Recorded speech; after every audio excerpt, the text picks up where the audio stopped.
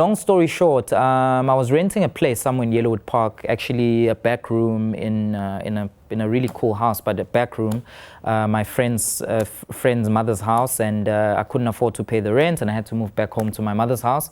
And while I was there, I started actually exploring different options in Pietermaritzburg, which is a very small town with very stiff people, you know. But I grew up there. I love the city. But while I was exploring, I was actually invited quite by chance to a rehearsal space. And in this rehearsal space, oh man, I'll never forget it. It's almost like just yesterday. I was in this a hall, huge hall. I'd never been there before. It's just in the township next to, you know, just close to where I live. And I was asked to watch these kids, just these 5 beautiful young girls that were performing a play. That time they were just performing and acting. And I remember, you know, speaking to them, you know, and I'm always a vibrant guy, very talkative and all of that. And I was just saying to them, wow, guys, I really love your work. And what really struck me what struck me about these girls was that they were so composed. You know, you always deal with inexperienced actors who are very clumsy on stage, don't have a sense of direction. These kids took direction so quickly, they were so clean, they were so focused. So anyway, while they're doing the voice warm-up, they start singing. You know, I don't know, I feel like I'm a silly person sometimes. The smallest things impress me. So, or I see big things in small things, I don't know. But when I saw these girls singing, I sat there and I was like, wow. I've never heard anything like it before. I think before or since, and you know, I hope I'm not lying. I hope I'm not blowing it out of proportion. But while I was there, the voices were just so beautiful. One of them was singing in alto, another one was singing in tenor, another one was singing soprano, blah, blah, blah. So anyway, long story short, I say to these kids, because I often say things to people and they think I'm joking. I was like, we need to do a musical one day with you. It just came, just off of the cuff. You know, and it's something I was thinking about for a while. But anyway, instead of that, I helped them with another show, which I asked them not to credit me for, but I completely changed the entire style of the show, and I was very happy. They won 2 competitions and they got money. Didn't ask any money from that, but I said in return, I would like you guys to allow me to direct you in a musical. And they said yes.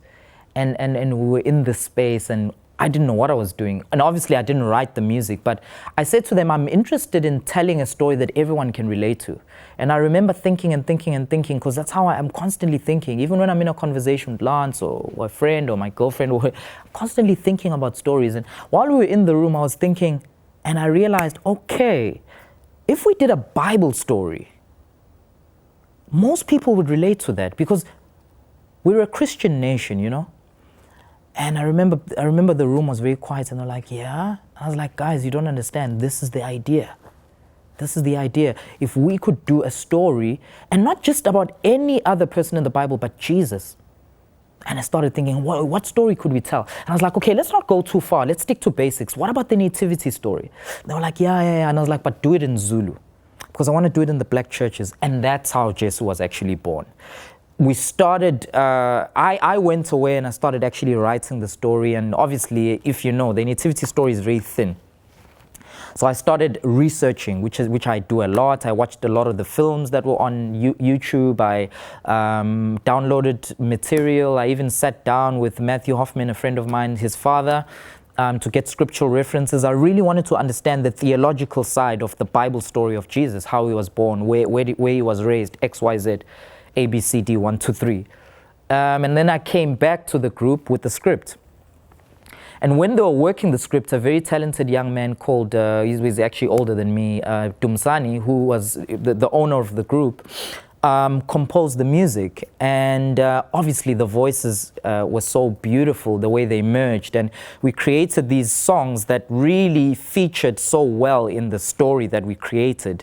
And that's how Jesus was born. And our first successful performance was at Epworth, a very affluent private school, where we performed for 600 girls. and we got a standing ovation. They just loved the way we approached the story because everything is authentic and it really is to the T exactly what you read in the Bible. It's in that story. But there's very interesting interpretations that I tried to slot in, which were things I saw in my imagination, which is what you do as a storyteller that really made the musical full circle. So that's how the story was born.